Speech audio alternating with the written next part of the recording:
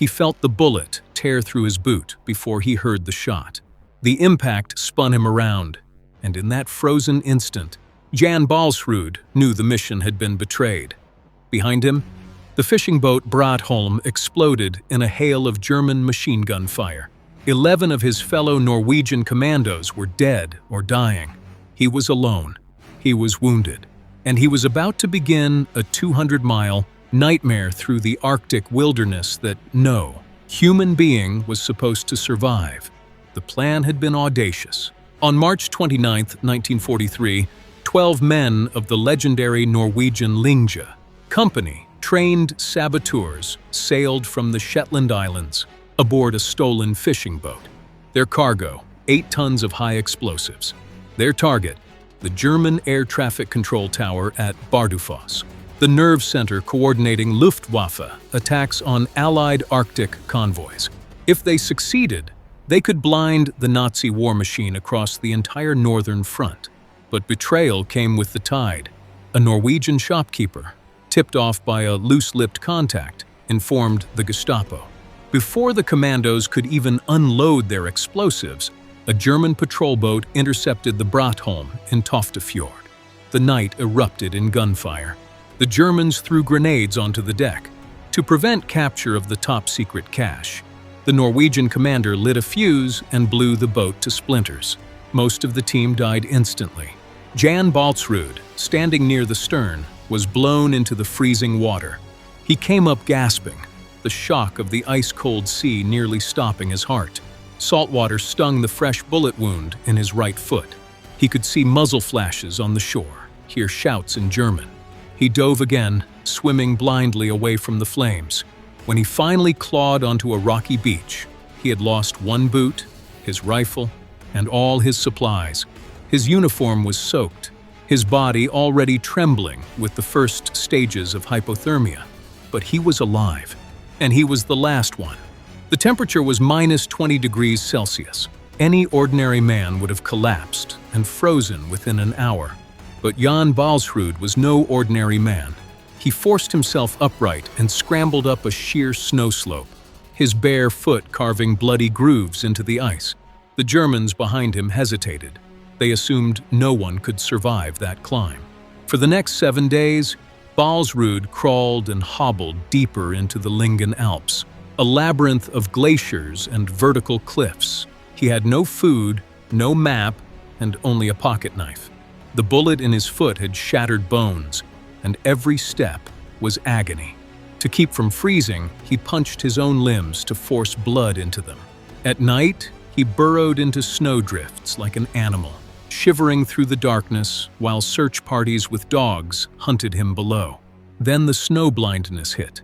The endless white expanse reflected such intense ultraviolet light that his corneas burned.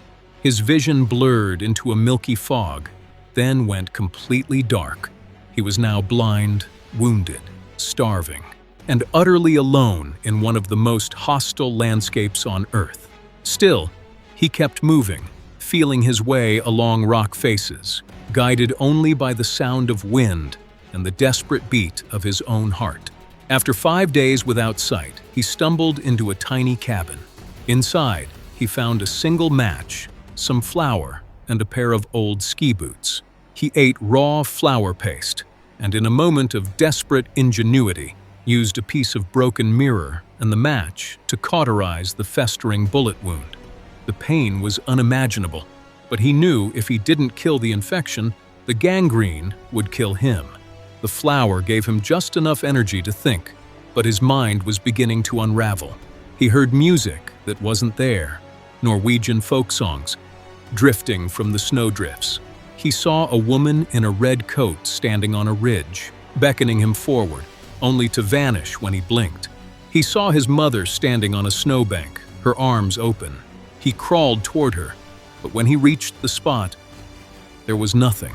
The hallucination left him sobbing in the snow, the first tears he had shed since the mission began. He wanted to stop, to simply lie down and let the cold take him. But then he remembered the faces of his dead comrades, and something deep inside refused to surrender. The line between reality and nightmare had dissolved.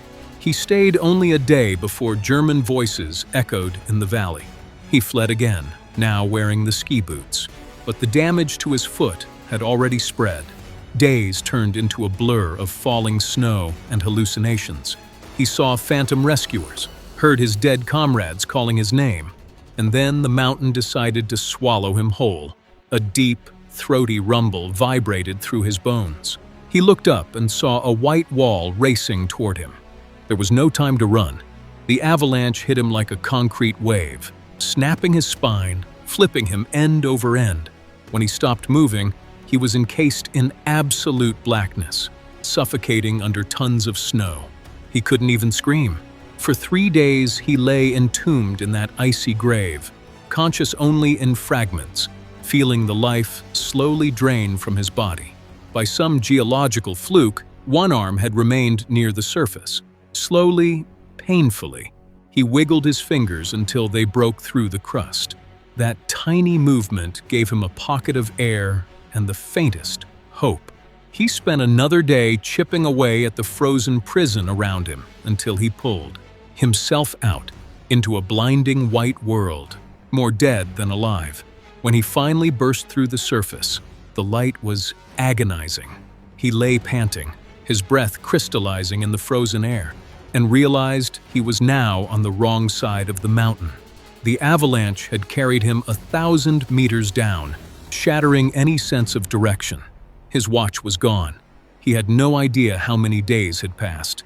He only knew he was still alive, and for some reason, that felt like a punishment. His escape had not gone unnoticed. Down in the fjord villages, ordinary Norwegians had heard whispers of a hunted man in the mountains.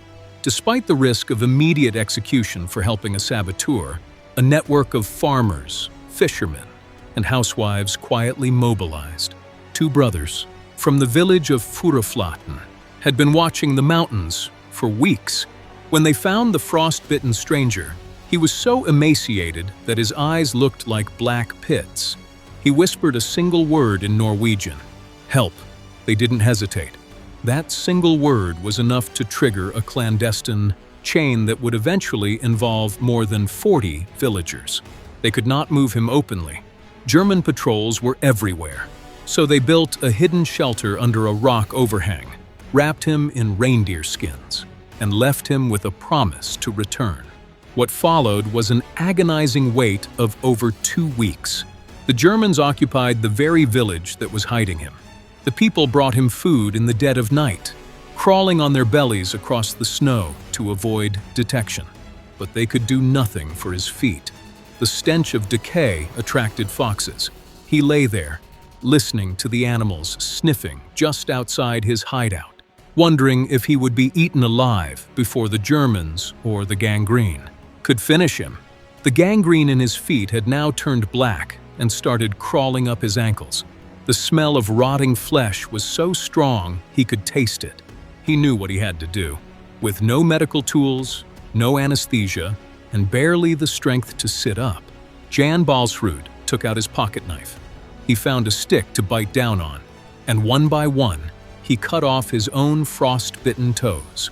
The knife was so dull it felt like he was sawing with a butter knife. He had to twist and pull each toe, the joints popping like wet branches. At one point, he passed out from the pain. When he woke, the job was only half done, so he started again. He threw the severed pieces into the snow, where they instantly froze. He did not scream. He knew the sound would carry to the ears of German patrols. He bit down harder and kept cutting. When it was over, he collapsed, his body in shock. But the spreading death had been halted. He had bought himself a few more days. The rescue network made its move. In a daring operation, a team of volunteers carried him on a stretcher over a 1,000-meter mountain pass in a blinding blizzard. They left at midnight. 4 men took the front, 4 the back, rotating every few minutes, because the cold and the steep slope sapped every ounce of strength. They climbed through a narrow gorge, where a single misstep meant a 1,000-foot drop. One of the carriers, a young farmer who had never left his fjord, recited the Lord's Prayer under his breath with every step. But he did not stop. For 18 hours they stumbled through chest-deep snow, handing him from one set of arms to another, passing the stretcher like a human conveyor belt across the frozen landscape. The Germans were only hours behind.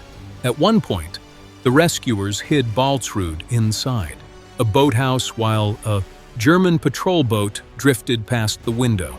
The fugitive and his carriers held their breath, listening to the guttural voices just feet away.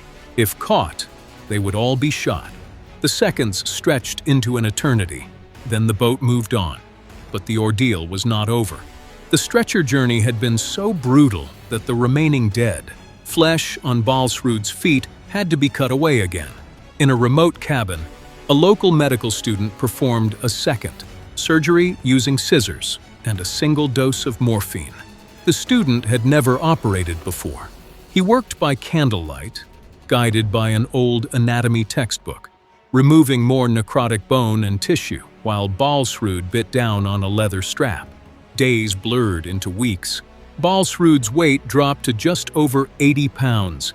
He drifted in and out of consciousness, dreaming of warmth, of food, of a life beyond the snow. But the underground refused to give up. They hatched their final, most audacious plan. A group of Sami reindeer herders, masters of the Arctic, were recruited. They would take Baalsrud on the last leg across the border into neutral Sweden. But first, they had to cross the high plateau, a wind-swept desert of ice where no one could survive without local knowledge. They placed him on a pulk, a traditional sled, wrapped in furs so tightly that only his eyes were visible.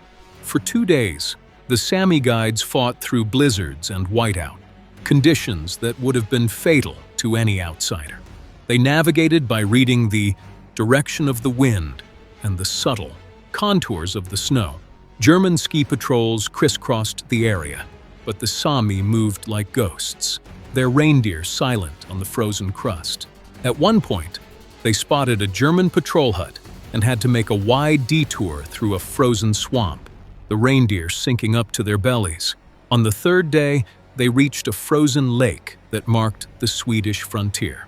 The moment the sled crossed the invisible line, Jan Baalsrud was no longer a hunted fugitive. A border guard initially raised his rifle, thinking it was a smuggler's trick. Then he saw the face under the furs, a ghost of a man, cheeks hollow, eyes fever-bright but alive. The guard lowered his weapon and called for an ambulance in a choked voice. When Baalsrud was finally lifted into a Swedish ambulance, the orderlies wept. They could not believe the skeletal figure in front of them still had a heartbeat. He spent months in a Swedish hospital. The doctors saved his legs, but he would walk with a limp for the rest of his life. His story spread among the Allied forces like wildfire, a beacon of hope that even in the darkest winter, the human will could not be extinguished. In the hospital, Baalsrud learned the names of those who had saved him. Many were strangers who had never seen his face, only knew a man needed help. He would later say that the real heroes were not the commandos, but the silent army of Norwegian civilians, who wove a lifeline out of nothing but courage and snow. Years later, Baalsrud returned to the mountains to thank the families who had hidden him. One old woman who had brought him soup simply said, "We did what anyone would do." But Baalsrud knew the truth. He lived another 4 decades, passing away on December 30th, 1988, at the age of 71. His story became a symbol for the Norwegian resistance, taught in schools and immortalized in books and films.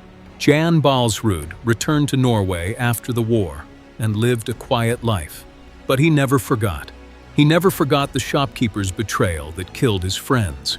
And he never forgot the dozens of ordinary Norwegians who risked everything, their homes, their children, their own lives, to carry a dying stranger across a frozen wilderness, hand over hand, mile after mile. He survived not because he was stronger than the cold, but because an entire nation decided he would not die. 9 weeks in the Arctic, 200 miles of ice and rock, a gunshot wound, blindness, avalanche, self-amputation, and a chain of human hands that stretched across the darkness. To this day, the path he crawled is known as Baalsrud's route, a pilgrimage for those who seek to understand the cost of freedom. He didn't just survive the Arctic, he showed the world that the human spirit, when joined by the compassion of strangers, can outlast any winter. Jan Baalsrud's impossible survival remains one of the greatest escape stories of the Second World War, a defied testament to the unbreakable bond between a man who refused to quit and the brave souls who refused to let him go. In the end, his escape was not about one man's will to live. It was about a nation's refusal to let hope die in the snow.